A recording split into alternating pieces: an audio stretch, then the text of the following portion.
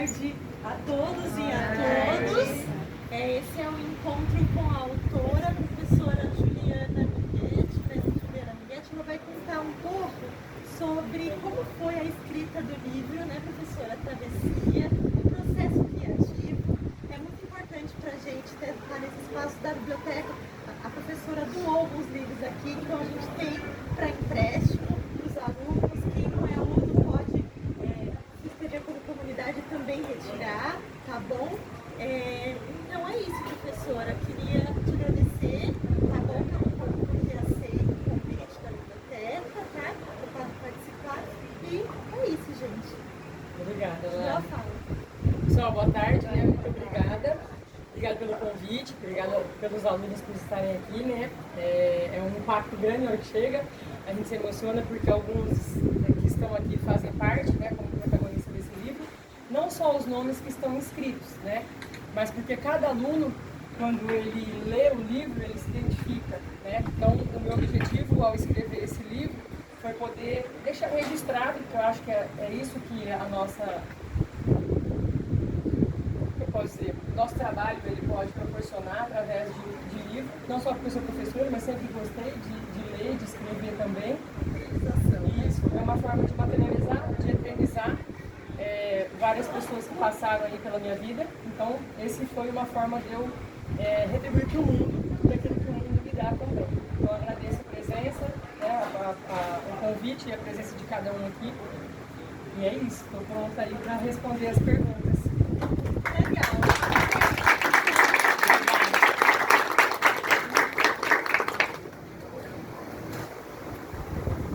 Vamos lá, gente. Alguém quer começar? Todos tímidas? Todos tímidos e tímidas? Pode falar. Como foi, começar a fazer o livro? Você já tinha uma história? Começar um objetivo, assim? não sei como dizer, mas como começar o seu livro? Tem um dispositivo que eu costumo usar, é uma ferramenta pedagógica chamada diário de bordo, né? Então os meus alunos usam para poder ir explicando para eles mesmos como é que eles estão aprendendo. Só que eles acham que eu só dou essa tarefa para eles, mas eu também faço essa tarefa. Eu uso esse dispositivo há muitos anos, né? Então desde que eu comecei a aprender, porque eu tenho algumas dificuldades de aprendizado, tenho dificuldade de timidez. Então, desde o meu processo de aprendizagem, eu fui usando esses cadernos. E aí, durante o mestrado, eu fiz o mestrado em educação e o meu mestrado é sobre narrativas. Então, eu estudo através da fala das pessoas, né? Então, o meu interesse é sobre a vida das pessoas. Então, como as pessoas aprendem, como elas enxergam a vida delas. E aí, a partir desse mestrado, a minha professora achou que ali tinha uma ferramenta que precisava ser escrita. Porque apesar de toda a experiência dela, ela nunca viu alguém escrever sobre o processo de transformação na educação técnica profissional. Que dentro da academia ainda é, eu não digo marginalizado, mas ainda é pouco valorizado, né? Então eu vejo essas transformações desde 2007, que foi quando eu entrei no Senac, em Ribeirão Preto, e aí eu aceitei o desafio tentar contar aquilo que eu via, mas não sabia explicar. Nem os meus alunos sabem explicar como é que eles se transformavam, né? Ou em que momento aquilo fazia sentido. E aí acho que agraciado, eu acredito muito, tenho fé, e eu acho que Deus foi iluminando as minhas palavras para que eu conseguisse colocar no livro, não só a parte pedagógica, não só a parte de pesquisa, não só a parte acadêmica, mas também a história dos meus alunos de uma forma, da melhor forma que eu poderia contar a história deles. Então foi assim que foi criando, né? Então tem uma pesquisa científica de trás disso, que é a parte acadêmica do mestrado, e tem o meu envolvimento com os alunos. Então tem vários momentos do livro que eu conto a minha visão pessoal sobre o processo de educação, que é a minha metodologia. Foi assim. Muito bacana, professora. E sobre a sua metodologia, eu estava dando uma olhada, você usou como objeto de estudo, parece, os alunos, Os né? alunos. A vivência, da narrativa desses alunos, certo? Exatamente. E aí eu gostaria que você explicasse pra gente essa narrativa de que você veio aqui de Ribeirão do Vale do Ribeira. E eu acredito que essa travessia Uma delas perpassa, né? Então, como que se dá esse processo? Olha, eu acho que a vida toda a gente vai passando por travessias. E eu acredito, como eu escrevi em algumas dedicatórias, que a gente só consegue fazer a travessia quando a gente se transforma. Então a gente só está pronto para o próximo passo quando a gente resolve algumas coisas. Tipo, como vocês gostam dos games aqui, né? Então uma fase, vou indo para outra fase, vou indo para outra fase. E então a minha trajetória de vinda para cá, eu tenho um processo que é meu, que é de respeitar as pessoas com as quais eu convivo. Eu não trago a minha casa para onde eu estou. Eu faço do lugar onde eu estou a minha casa. Então, isso é bonito, isso é empático, isso é respeitoso, mas isso é meu, sempre foi. E no livro também foi muito difícil, porque as principais travessias que eu tive que fazer foram memórias doídas, né? Porque a gente visita essas memórias. Então, os meus alunos, eles se emocionam e eles acham que eu sou durona, né? Eu sou mesmo. A gente está vendo. Né? E aí, obrigada. E aí, nesses momentos, eu precisei silenciar. Então, eu falo do afastamento, né? Eu preciso ser do pesquisador. Eu preciso ser pesquisadora, eu preciso ser a professora. E aí, eu usei como método, como objeto de estudo, duas principais turmas, que são as duas turmas do Vale do Ribeira. Eu não conhecia quem eram esses meninos, e a maioria deles, nem eles sabiam muito bem quem eles eram. Quem sabe quem é, né? Quando a gente começa a vir. Então, eu tive, ao todo foram 24 participantes, e aí a minha orientadora não deixou todos participarem, que era insano. As minhas alunas da faculdade também queriam participar, eu tenho aqui algumas representantes de lá hoje, agradeço a presença, porque para mim não tem diferença de onde é o meu aluno, ele é meu aluno, né? Sou um pouquinho apegada, né? Apesar de não parecer. E aí eu acabei, foram mais de 60 horas de entrevista. Então, todas essas entrevistas foram filmadas. Então, entre as apresentações deles, as conversas individuais, né? No final do livro eu coloco quais foram as perguntas que nortearam essa entrevista. E aí eu tive um material gigante. E aí, chegando no final, o que você vai fazer com todas essas informações? Daria aí uma enciclopédia de livros, né? Porque são muitas informações. Nós poderíamos levar pelo lado metodológico, pelo lado profissional, pelo lado de formação, pelo lado de região, né? Então, quando eu vim para o Vale do Ribeira, a venda do Vale do Ribeira é uma venda que não é positiva, né? Então, a minha família já estava organizada para estocar comida, porque aqui nem comida chegava. Eu falei, tá bom, né? É bom para a natureza. E aí a gente começa a perceber que, às vezes, as pessoas poderiam investir, ao invés de propaganda negativa, vir para cá e construir como eu construí. Modificar. Né? Modificar o local. E isso, no primeiro vídeo que o Senac Registro fez, foi logo a primeira turma participou, né? Porque eu perguntei para eles, em um dos meus alunos, em um dos vídeos eu falo, que a gente veio para cá, e aí o Senac também tem essa proposta, para formar esses alunos. Se eles vão ficar aqui ou se eles vão embora, aí vai ser uma escolha não por falta de necessidade, né? Então essas foram as trajetórias. Então o grupo foram essas duas primeiras turmas, né? Estética e massoterapia, foram as primeiras do bem-estar, na sequência vieram outras, né? E aí os meninos se dispuseram a descobrir comigo como é que eles se transformavam, né? Durante a formação técnica, profissional, como é que eles se desenvolviam também enquanto pessoas, para valorizá-los, para valorizar a família, para valorizar o próprio vale, para reconhecer que o bem-estar era algo primeiro importante para eles, para depois o outro. Ninguém educa o outro se antes não se educar. E aí os meninos, eles acabam saindo daqui com uma formação e uma ideia de que eles são educadores, mas eles só podem ser educadores quando eles acreditam naquilo que eles educam. Então, essa foi a minha experiência com eles. Uma vez sobre autoestima, né? Você trabalha a autoestima nesse processo. Vocês acreditam nisso? Sim. Porque ao que parece o vale é muito livre. Falta, às vezes, as pessoas enxergarem e desabrochar, né? Essa potência. Então você vem como docente e explorar isso através da sua metodologia, usando os alunos como objeto de estudo, né? A gente fala muito do espaço escolar, né? Então, quando os alunos olham para esse espaço escolar e a gente explora de todos os jeitos, né? Então, alguns no começo até achavam que só eram capazes de fazer o que nós fazíamos aqui dentro. E aí, de repente, a hora que eles se acostumam com isso, é que eu venho e falo não. E aí, nessa hora, eles são convidados a ir para a comunidade, a ir para onde eles vieram, e transformar os lugares da onde eles vieram em algo tão pontificar como aqui dentro do Senac mesmo. Então, acho que esse é o papel do agente transformador, né? Então, tipo, é gostoso quando eu venho aqui e o meu grupo foi ensinado a me acolher, a me ouvir. É mais difícil voltar para casa e fazer as pessoas ficarem como a minha turma ficou.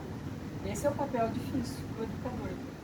E aí eu percebo que eles conseguem fazer isso. Então, eu lembro de uma aluna, numa formatura, uma das últimas que eu participei em Ribeirão Preto, e eu lembro que estava o marido, a mãe, né, a filha dela, e aí lá no palco, ela chorando, inclusive, ela pegou e falou assim que muitas coisas na vida dela se modificaram, mas a forma como ela estava educando a filha dela é o que mais tinha modificado. Então, quer dizer, uma aluna vem para se formar em técnico em estética e ela modifica o olhar dela como mãe.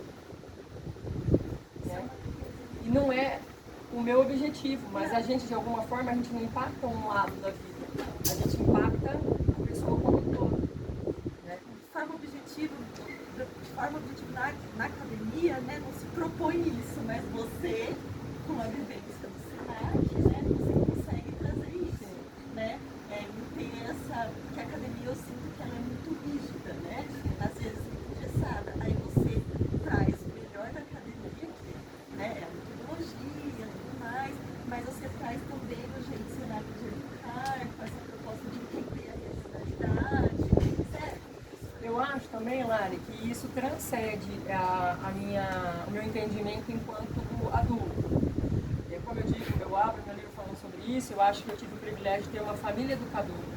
Né? A minha comunidade é uma comunidade educadora, porque tem muita disparidade de idade. Então eu tenho pessoas jovens com pessoas idosas, a gente não se falava muito nisso, porque tem miscigenação de raças, de cultura, questão financeira também, né? E a gente nunca percebeu isso de uma forma muito gritante, porque a gente sempre se viu todo mundo como igual. Então a minha família me proporcionou muito isso, eu tenho um histórico antes, não dá para contar tudo no livro, né? Eu sempre fiz parte, por exemplo, do escoteirismo, eu acredito nos valores do escoteirismo, eu acredito nos valores do próprio Interact, eu fui interactiana, né? Então, querendo ou não, a vida vai levando a gente, por afinidade ou por aprendizado, a esses grupos, né, que têm afinidade. E eu graças a Deus, tenho bons grupos. Sempre aprendi mais do que ensinei, mas eu me movia, né? Professora, olha, escutando, né, a gente percebe que realmente tem muito da Juliana Pessoa nas frases desse livro mesmo, tem que ser um desafio de colocar numa forma com que a academia receba da forma que é acolhida por ela. Né? Então, quando eu lembrei imediatamente de uma parte que eu fiz uma anotação aqui, quando foi compartilhado a questão da aluna que mudou o jeito, né? Uma questão simples, mas isso, e eu deixei marcado aqui. Quem compartilha o que sabe, muda a história de quem aprende. Então a gente vê em vários trechos do livro muito da Juliana. E aí eu vi que essa doutora Juliana, né, que a gente tem aqui hoje, ela também, logo lá no comecinho, ela colocou uma coisa, posso ler 2 trechinhos só? Claro. Que me tocou muito. E quando a gente fala, né, é uma construção, porque aqui a gente tem a medicina, né, então tem a ciência da saúde, tem a academia, tem a docência, tem aquele que ensina, tem aquele que aprende, tem aquele que vai levar como profissão e vai levar também um pouquinho da mestre, né, da professora que passou. Né? A gente leva, a gente tem essas trocas. E aí quando a gente lê aqui, a verdadeira medicina se faz ensinando sobre prevenção e não cuidando da doença e das suas sequelas. Eu vejo já que tem um olhar além do que aquilo que está sendo feito em sala de aula ou do que o seu paciente ali na estética e tudo mais. Aí observei a melhora da autoestima, salvar vidas, e percebi que não importavam os caminhos que eu utilizaria para a promoção da saúde, pois o crucial era reabilitar. E aí no decorrer das páginas a gente percebe que esse reabilitar que é compartilhado além das técnicas da estética. Eu sou fisioterapeuta, para quem não sabe, né? Não me importa se o paciente ele vai andar com uma prótese, se ele vai andar com uma muleta, se ele vai andar numa cadeira de roda. Se para ele for importante andar, eu vou fazer qualquer coisa para que ele volte a andar. E isso é desde sempre, entende? E eu acho que a estética é assim. As minhas alunas da estética, tanto faz, você vai tirar a mancha como um todo, se vai sumir a cicatriz para sempre, se aquela ruga... Porque o objetivo da gente não é tirar tudo aquilo que a pessoa quer tirar, mas que ela consiga enxergar que ela tem muito mais além daquela limitação. E os meninos, eu não sei como, eles trazem isso. Porque a maioria dos meus alunos, desculpa a modéstia, mas eles já chegam prontos, né? Às vezes eles só não foram ainda valorizados por quem eles são. E eu consigo fazer isso. E eu não consigo dar outro nome que não seja amor. Eu amo todos os meus alunos, né? E eu acho que através do sentir o amor que eles são capazes de reconhecer o quanto eles são capazes de amar outras pessoas também. E aí vem de encontro, né, o nome mesmo da obra, né? A todo momento nós passamos por travessias, estamos nos transformando.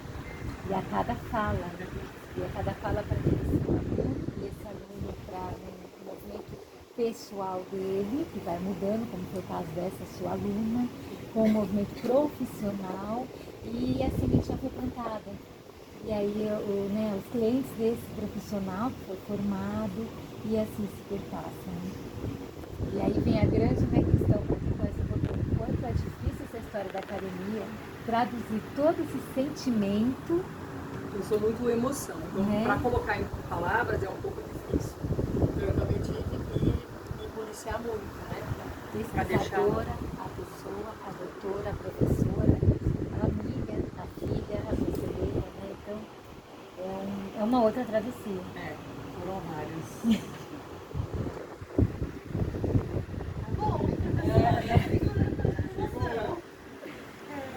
Bom, mais um momento de sua obra, você está na página 23, quando recebeu uma aluna no vídeo você paralítica. E aí vai muito de conta com o seu discurso agora. Ama e faz o que quiseres. Se calarás com amor. Se gritares, gritarás com amor. Se corrigires, corrigirás com amor.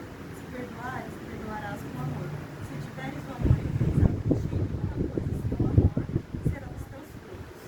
E aí você fala que entendeu que tinha amor em todos esses feedbacks dos alunos, fala um pouco sobre isso.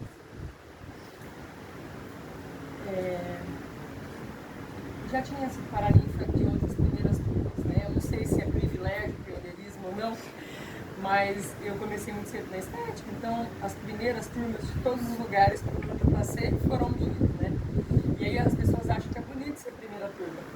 E é mesmo, é lindo, mas a gente não tem referência, então a gente vai construindo a nossa referência, com medo danado de errar, porque se a gente erra não é um erro só nosso, esse erro pode comprometer a vida de inúmeras pessoas, né? Então, às vezes, a gente assume uma responsabilidade muito grande. Então, essa coisa da transformação é porque as alunas, elas precisam ver e elas se transformarem. Eu lembro de um feedback, eu gosto de escrever nas provas, né? Eu gosto de ver a letra das minhas alunas, porque eu digo que estética e a vida como um todo, né? Ela é muito feita na riqueza de detalhes. E as pessoas dão risada quando eu falo isso, mas depois eles vão aprendendo, né? Depois quem for aluno aí vai saber que são riquezas de detalhes. Eu lembro de uma escrita que eu fiz para uma prova de uma aluna, e aí depois no final era uma prova chamando não atenção. Primeiro a gente faz aquela coisa, aquele roteiro do feedback, né? Então a gente primeiro elogia o que tem que ser elogiado, pontua o que tem que ser pontuado, e no final a gente fala, atenção para isso. E aí de repente a aluna lá no meio da sala, na verdade na segunda fileira, se era sexta ou sétima carteira, eu não lembro, né,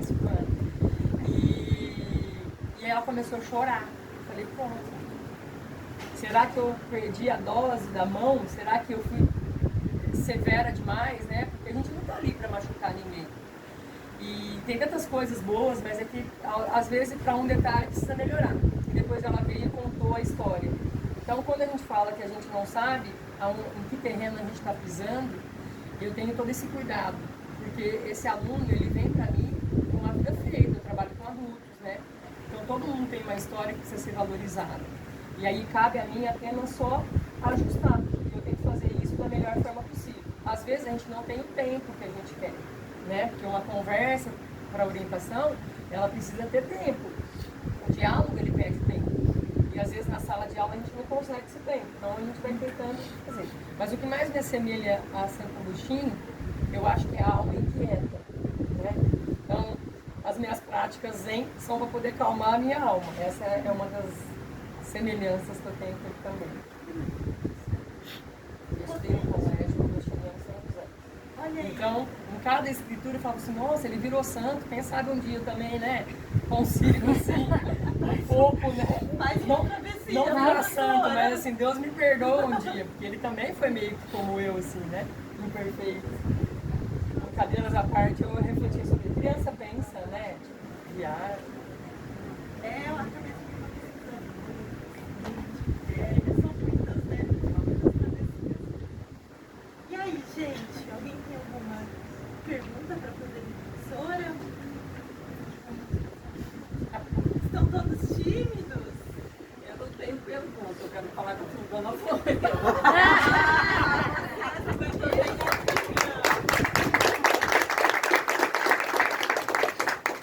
E isso foi um marco na minha vida, esse episódio que ela acabou de falar. Eu não sei se eu chamaria ela de bichinho, o que foi aquilo, mas foi assim, uma coisa assim. Aquela que ela colocou na minha prova, nossa, foi assim, parecia que ela me conhecia de uma vida. Foi uma coisa assim muito impressionante. Então, não precisa nem dizer o ser iluminado que ela é, né?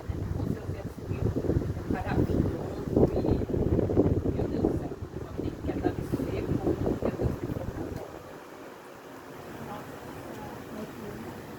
Só quero complementar também a minha pergunta, porque o livro é maravilhoso. Uma aluna da pessoa, você acha que a Juliana faz parte da minha casa, porque todo mundo já conhece como Ju. Então, lendo você da transformação pessoal, eu acho que você transforma muito em nossa vida. Pelo menos a minha. Começa, você puxa aquele demônio do nosso frente, mas depois vai alimentando com essa sutileza que você faz no dia a dia, o ensinamento que a gente tem cada dia com você. E isso é muito gratificante, porque você ensina a gente a ter um lugar de pensar, sempre fazer bem, nunca julgar. Então, quando eu vi aqui que você está na infância, quando a gente, quem não conhece você aqui também vai com as vocês, fica só doida, né? E depois a gente entende que isso tudo você vai transformando a gente de pouquinho em pouquinho, pra gente ter um autoconhecimento de nós, mas o poder de nosso conhecimento. Eu vi aqui bem na primeira página que você colocou, que até do José Olívio, que fala assim como nos dá sonhos, projetos, desejos, quando possuímos meios de os realizar. De tempos em tempos, voltaríamos às salas de aulas, das tardes para os salvamentos. É isso que eu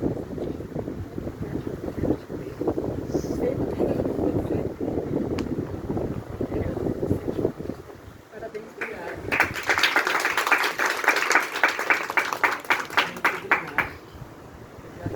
O caminho foi a prática, né? E é aquilo, acho que a gente julga automaticamente porque a gente fica duelando entre o bem e o mal e escolhas nós fazemos diariamente. Eu não suporto nem escolher minha roupa. Diariamente, se eu puder, eu não escolho. Eu vou chegar em um patamar dos Steve Jobs e só usar um tipo de roupa, né? Então, escolhas, para mim, sempre foram muito difíceis, né? Então, talvez seja um relato de uma filha de um casamento que teve uma separação. Então, é muito difícil você ter que escolher com quem ficar no final de semana. É muito difícil você ter que cuidar das palavras para não chatear um pai quando você fala de uma outra mãe, né? Então, isso tudo, em algum momento eu tive que me deparar ao longo da vida. Então, eu aprendi, não sei como, não sei quando, que a gente pode escolher sem julgar. Né? Só que na nossa infância parece que tipo, a gente tem que ficar toda hora dando satisfação, né? E aí a gente cresce, continua dando satisfação, e a gente não tem o direito de falar que eu gostei dessa flor, porque eu gostei. Né? E às vezes o gosto, ele vem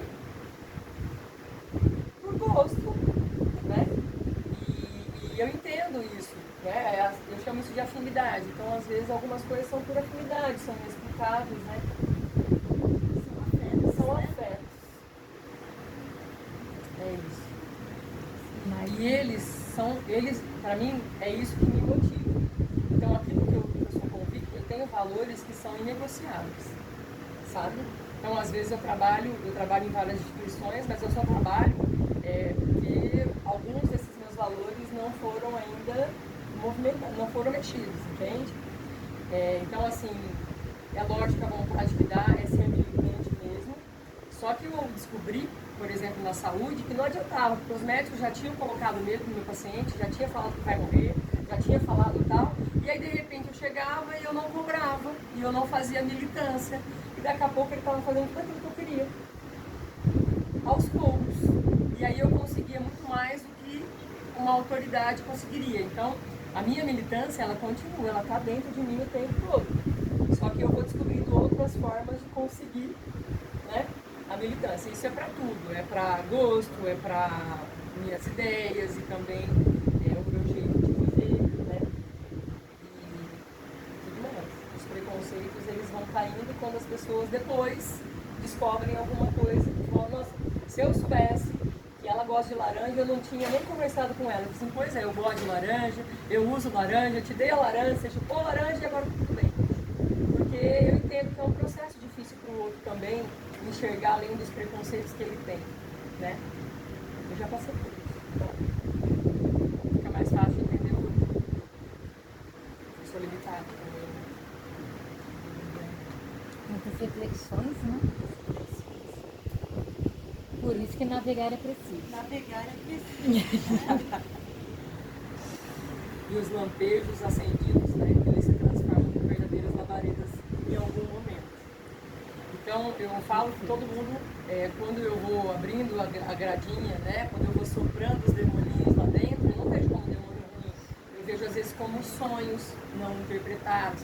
Eu vejo como um desejo, uma vontade, né? Que a pessoa não tem porque alguém falou que é errado. Ou a religião falou que é errado, ou o pai e a mãe falou que é errado, ou alguém que gosta, mas quer manter aquela pessoa presa em um cárcere, por medo também, por amar demais, se é que isso existe, né? Tem gente que prende porque ama demais. E de repente eu só solto. A escolha é sempre do outro. É igual a educação. A gente ensina se a pessoa vai fazer ou não. Eu não me importo, né, Grace? Eu posso falar? Então, eu quero falar que eu escolhi amar a doutora Juliana, porque a minha primeira impressão não foi das melhores, né? Mas hoje... Eu causo isso. Mas hoje, assim, existe a Grace antes e depois dela, né? Ela, pra mim, foi um divisor de águas. Aconteceram várias libertações na minha vida, né? E ela, eu digo que ela é a minha malvada favorita, porque ela faz, assim, ela pra mim é um espelho onde reflete meu verdadeiro eu aqui, né? E é muito difícil, né? E é a escolha, e eu corro esse risco de gostar dela, né? Pela essa personalidade, eu admiro muito, entendeu? E por mais que eu não expresse isso nas redes sociais, mas eu fico lá stalkeando mesmo, falando o que ela tá fazendo agora, né? O livro, eu já me interessei nesse livro, fiquei pensando, eu tenho que ler, porque tem pessoas que a gente olha, observa e quer seguir aquele padrão, né? É uma admiração, entendeu? E eu admiro muito, eu escolhi amar simplesmente porque, pra mim, foi uma fase muito importante, depois que eu fiz o reiki, né? Eu trilhei a minha caminhada tá sendo muito, muito linda, assim, sabe? Eu acho que em questão de um ano e pouco, foram libertações de anos na minha vida, assim, que eu vivia presa naquela prisão, assim, visível, sabe? E pra mim tá sendo muito libertador. Me sinto mais livre, na verdade, e muito obrigada por isso. Obrigada, Grace.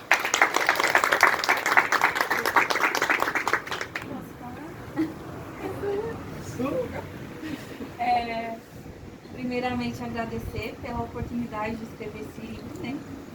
presentear. Tá muito bonito. Tem muitas pesquisas, coisas assim, no Vale do Ribeira que eu nem sabia. Achei muito interessante. E agradecer você por existir em nossas vidas. Porque quando eu comecei a fazer o curso de estética, eu cheguei aqui uma outra pessoa. Eu falo para ela que ela é minha terapia. Ela não gosta muito.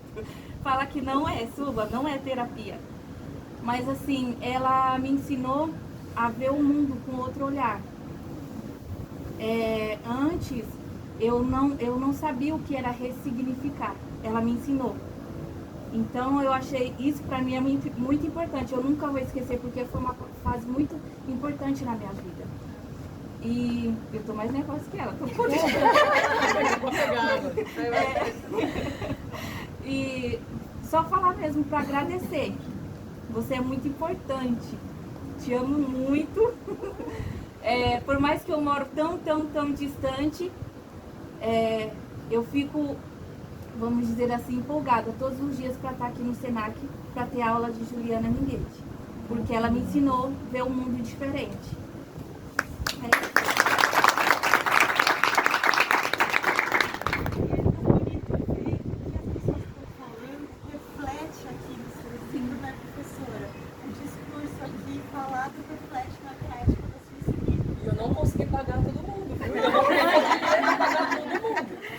Percebe porque tá chorando suera. Você percebe que é natural, né? É verdade mesmo, né? Então, você podia contar, professora, pra gente como foi esse processo de transição pra academia? Você teve, assim, da escrita acadêmica, tem um orientador? É fácil, né? Tem um orientador. Olha, gente, eu vou contar, e assim, vou contar abertamente. Pode falar. Eu nunca quis fazer mestrado e doutorado. Porque eu conhecia de mestre e doutores que era só papel, e não desmerecendo o papel, porque o papel é importante, eu valorizo, mas eu falo assim, por que é que eu vou lá, não perder, investir um tempo, e aí eu tenho que fazer a escrita em cima daquilo que alguém já pesquisa e não é talvez o que eu queira. Então eu tenho vários amigos meus que coordenam tanto mestrado quanto doutorado, quanto pós-doc na USP de Ribeirão Preto, em outras faculdades de Ribeirão Preto também. Adoro, são meus amigos, a gente sempre tomar chopp e tudo mais. E eu olhava para aquilo e falei assim, não vou me sujeitar a isso. Eu não tinha tempo, na verdade, para usar o pouco tempo que eu tinha para isso. Então essa sempre foi uma barreira minha, uma ignorância minha, enfim. E eu entrevistava muitas pessoas, porque em Ribeirão Preto eu era docente coordenadora e a gente fazia os processos seletivos, né? E eu falava, gente, estudou tanto para não saber o que meus meninos, às vezes, do técnico, tão mal falado, sabe? Então, nos processos seletivos, eu já contratei ex-alunos e não contratei colegas meus, doutores em fisioterapia, por exemplo. Não por falta de competência, mas por falta de habilidade, por falta de técnica, por falta de desenvolvimento, de traquejo e tudo mais. E aí, em Ribeirão foi essa história. Quando eu vim pra cá, eu parti do princípio que eu queria escrever sobre os meninos daqui, entende? Eu queria escrever sobre registro. Eu queria escrever sobre a oportunidade, de novo, porque em Ribeirão Preto as primeiras turmas também foram minhas, como coordenação lá. E aí aqui eu era professora, só professora, mas eu escolhi ser só professora. E aí ao invés de formar professores, eu estava formando realmente alunos. Eu voltei a formar alunos, que é o que eu adoro, né? E eu falei assim, gente, eu vou arrumar um jeito de escrever sobre eles. Eu parti do lado errado, porque quando a gente vai fazer um mestrado ou doutorado, a gente procura o orientador, esse orientador tem uma linha de pesquisa, e aí a gente vai lá e pede humildemente para ele aceitar a gente. Eu não, eu tinha a minha história pronta, meio pedante, meio prepotente, e eu não sabia, não era pedante, não era prepotente, era meu sonho, era minha vontade, entendeu? Eu nem sabia como fazer. E aí eu peguei e falei assim, vou fazer um pré-projeto. Minha prima é PhD e tal, eu tinha ajudado um monte de gente a escrever e eu não saía do meu pré-projeto. E aí eu peguei meditando e falei, por que você está tão preocupada em escrever? Porque eu tinha medo das pessoas rejeitarem, não a mim, mas a história do Vale do Ribeira. Sabe, os meus alunos, por serem técnicos. E eu falei, sabe uma coisa? Eu vou procurar tanta referência, que a hora que eles falarem qualquer coisa, eu vou Eu tenho essa mania de esfregar um pouquinho na cara de uma forma sutil, né? Luva de pelique e tudo mais, eu preciso controlar isso dentro de mim. Também tenho demoninhos, né? E aí eu fiz uma sustentação teórica tão grande que a professora colocou do lado e falou assim, Juliana, por que tanto interesse? Eu peguei e falei assim, porque é parte da minha história. Eu passei em medicina, né? Comecei medicina em Goiânia, a aula não começava, porque era uma faculdade federal, vivia de greve. E aí eu estava para completar 18 anos e falei assim, gente, eu nunca vou me formar, porque vivo de greve. E aí numa dessas voltas dramáticas, eu voltei e vi, né, tive um curso para começar de fisioterapia. E aí eu senti todos os preconceitos do mundo, né? Por ser fisioterapia e não medicina, por ser segunda turma, né, da faculdade e não uma faculdade particular, todos os preconceitos que algumas pessoas ignorantes ainda mantêm, eu passei. E meus meninos, então quando eu sentia isso, velado ou não, né, então eu tinha o melhor curso de Ribeirão Preto, todas as faculdades que depois vieram buscar referência, todos me contratavam como consultora, queriam me contratar como docente, e aí depois para falar que o curso deles era melhor do que o meu, porque o meu era técnico. Uma coisa tá errada, né? Né? Então eu fui, aí de repente, gente, fui lá na entrevista, tinha 3 orientadoras, e as 3 eram nomes para mim. Ok, o certo é você entrar, ver o currículo, ver quantos livros essas pessoas escreveram, e se eu tivesse feito isso, eu não tinha ido. Porque elas eram a sumidade das narrativas no mundo, no Brasil e no mundo. E aí foi muito bom depois descobrir. Eu fui descobrir na aula, né? Então, quando a professora chegou e elas ficaram discutindo, eu prefiro que ela fique comigo, não, eu prefiro que ela fique comigo. Assim, gente, qualquer um ficando comigo já tá bom, né? E o Senac, que custeia parte dos investimentos e tal. E aí, um dia, quando eu voltei, o menino falou assim, nossa, Juliana, que bom que a professora Passete te escolheu. Eu falei, que legal. Eu tento ser aluno dela há 5 anos. 5 anos, ele é o UFSCar, né? E há 5 anos ele tentava e eu consegui. E aí, depois do desenvolvimento, elas contaram, né? Que o mais bonito não era a história dos alunos ou só tudo isso, né? Mas era saber que tinha um método ali de formação de professores que eu não tinha escrito. Então, era isso que elas queriam que eu fizesse. E aí elas me pediram para escrever como é que eu passava essa paixão para os meus alunos, ou como é que eu despertava nos meus docentes a paixão em educar. Porque nenhum docente meu era professor, todos eram profissionais da área da saúde. E se dispuseram a dar aula para áreas que não eram específicas dele. Só que assim, estava pronta a minha ideia. Eu falei, professora, eu escrevo isso no doutorado, eu prometo. Prometer, mas eu não tirei o bigode, entendeu? Eu só prometi assim, ó. Mas é que nesse momento, para mim, seria mais importante falar do ensino técnico profissionalizante. E aí foi dessa forma. Então, aos poucos, eu fui descobrindo na academia o que era ser acadêmico. Porque eu me formei em 2001, 2002. Naquela época, gente, não tinha Google acadêmico, sabe? Não tinha muito Cielo, não tinha muito essas bases de dados, você como bibliotecário pode ajudar. Então, para mim, foi um desafio muito grande o mestrado, sabe? E eu tenho uma coisa comigo que eu não sei como eu sei, quando eu começo a ler eu já sabia. Então é isso quando a gente gosta muito daquilo que a gente faz, né? A Gris tem teoria aí dos Illuminati, dos reptilianos e tudo mais, né? Brincadeiras à parte, talvez eu acho que é a tal da afinidade. E aí eu tinha que embasar tudo aquilo que eu ia escrever, eu tinha que sustentar. E eu falo assim, gente, como é que eu fazia o caminho contrário? Geralmente a gente cita e fala sobre. Não. Eu citava eu e ia procurar quem tinha falado sobre isso. O cara tá aí de lá. Genialidade muito grande. Não é genialidade, eu não sabia dar nome a isso. Eu falei assim, professora, tem alguém que já escreveu sobre isso? Ela, Juliana, eu desconheço, mas pode pesquisar. E eu não tinha tempo, porque eu trabalhava manhã, tarde e noite. E aí eu ia toda quarta-feira para São Paulo. Nessa época eu tive uma crise de coluna, não conseguia me movimentar direito. Mas concluí. Tinha que terminar. Teve o primeiro passo da travessia. Caiu uma pedra, literalmente, uma pedra enorme, né? Um dia indo para São Paulo, tinha uma pedra gigante. Isso foi em 2000. Fiquei quase 6 horas BR-150, não, na BR aqui. E assim, eu saía daqui de 10 para as 4 da manhã, né? E para chegar era uma incógnita, porque para ir eu sabia que eu era saía, mas para chegar eu tinha aula das 8 às 8, né? Cansada e tal, mas valia a pena.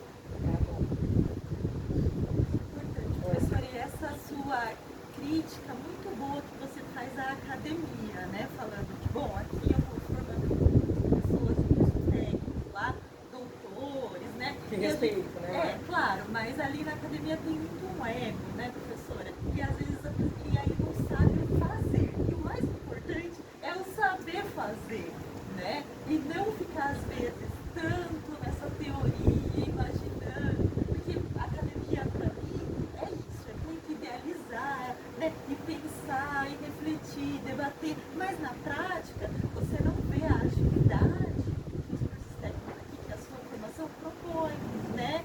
É. E faz com que os alunos tenham. São os pilares da educação, né? Saber fazer, saber ser, conviver. E eu falo que é transformar. Quem não domina todos não transforma. Essa é a minha opinião. Então, tem gente que foi feito para escrita, tem gente que foi feito para leitura, tem gente que foi feito para esporte. Eu fui feito para fazer, porque eu não sabia como eu fazia, mas eu desmontava, montava e funcionava. E aí, eu não sou engenheira, né? Eu gosto de montar tal, mas é aquela coisa de... Quando eu abro um vídeo do YouTube, eu me emociono, porque eu penso, gente, já sonhei isso. Já sonhei como que faço essa ilustração. Mas eu não domino nada de ilustrar. Então, eu conto isso para os meus alunos, eles acham que é brincadeira pedagógica, mas não é, eu não brinco com isso. Né? Então, eu dou aula de anatomia e fisiologia. Então, lá atrás, quando eu estudava Guyton, para quem sabe Guyton, né, também aqui da área de saúde, é um livro muito intenso de bioquímica, né? E aí eu falava assim, ficava criando historinha na minha cabeça. Essa é a parte boa de ter tido uma infância, né, muito criativa. Eu criava assim, com 2 pedacinhos de pedra, né? E aí, quando eu vi a primeira vez uma série, né, que eu sempre faço com os meninos, era Uma Vez no Corpo Humano, eu me emocionei. Falei assim, gente, era assim que eu imaginava mesmo uma célula conversando com a outra, é assim que eu imaginava, né, o transporte através da membrana. E aí eu falo, nossa, então eu agradeço quem tem essa habilidade teórica de escrever, me fazer sonhar só de ler, em fazer o design gráfico, que eu consiga ver e me encantar pelo desenho animado, né?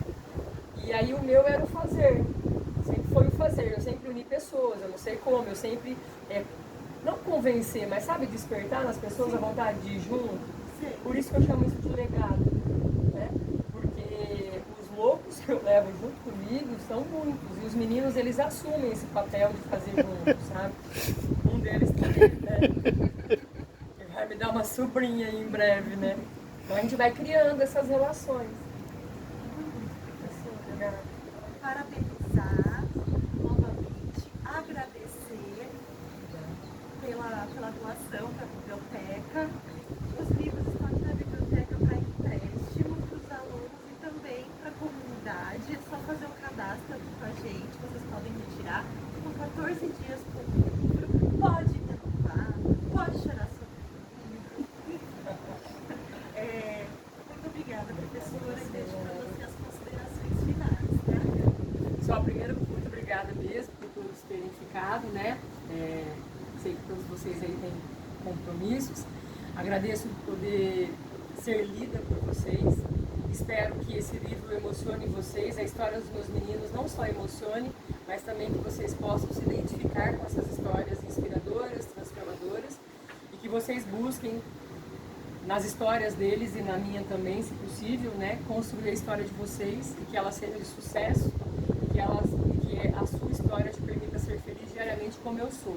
Eu sou feliz no período da manhã, eu sou feliz no período da tarde, eu sou feliz no período da noite. Porque em cada período eu encontro pessoas, né, onde a minha alma vibra e alegra junto. Então, muito obrigada a todos que estão presentes aqui. Obrigada a Deus.